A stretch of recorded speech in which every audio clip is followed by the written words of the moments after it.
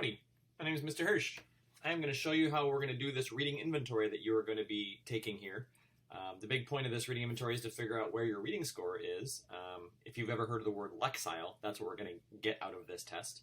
The one thing I'd like to request before you do this, however, is to think very long and hard about making sure you're working through this the best you can.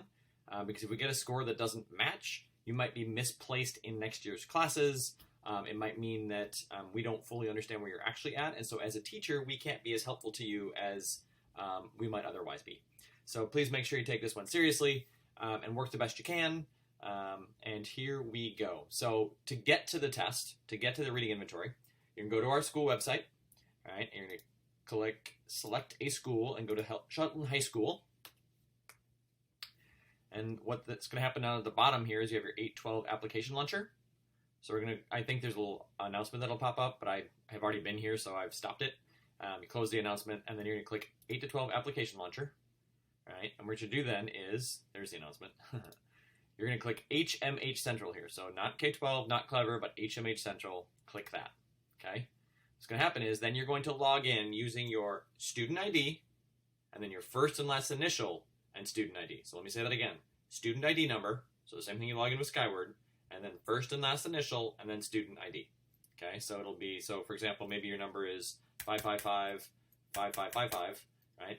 And then your password would be, so mine would be, my initials, MH555-5555, right? And then I'd hit sign in, okay? And what's going to happen is after you hit sign in, you're going to be taken to this screen. All right, it's going to look like this. Let me get this out of the way for you. Take you to this screen, all right? And if we've done this right behind the scenes, you will see this blue button here.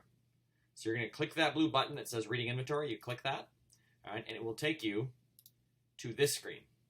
In this screen, you're going to pick 3 things, and here's what I would strongly suggest. Whatever you pick is the type of passages they're going to give you, okay? So make sure that you are actually going to be interested in some of this stuff. So like if you're not a big history person, don't click history. It's not going to be enjoyable for you.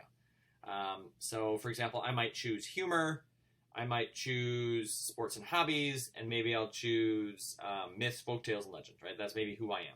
Or maybe I'll choose action and adventure and sci-fi and biographies. So whoever you are, choose things that work for you. Now I will give you one heads up. If you're not really into science and technology or into space or into government and politics, some of those words may not be interesting to you, and so they may be harder for you because they're not your passion. So make sure you're choosing on this screen something that you actually want to read about. Then you're going to click Next. And when you click Next, you would take into this screen. And it may start reading to you, and that's fine. If you want it to stop reading to you, click this little volume button, and it'll mute it, and then it won't keep reading to you, okay? Because it's giving the option if you want it. Long story short here on these tests, you're just going to be given a series of passages on the left, and on the right will be like a sentence where you fill in a blank with one of the word choices below it. I can't actually show it to you because that violates their copyright or whatever.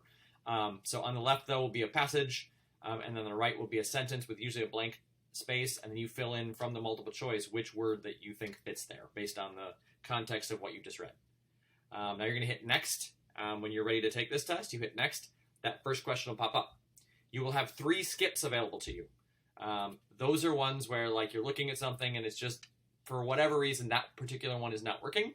So feel free to use it on that one particular passage, but I would strongly urge you not use them all right away, because then it may mess with your score. And again, we're trying to get accurate scores so we know where you truly belong in terms of your skill level. And if we get too low a skill level, you'll end up with a class that's way lower than you need. And so make sure you're doing the best you can with this. Otherwise, you just answer the question, hit Next, answer the question, hit Next. It will be judging where your score is at.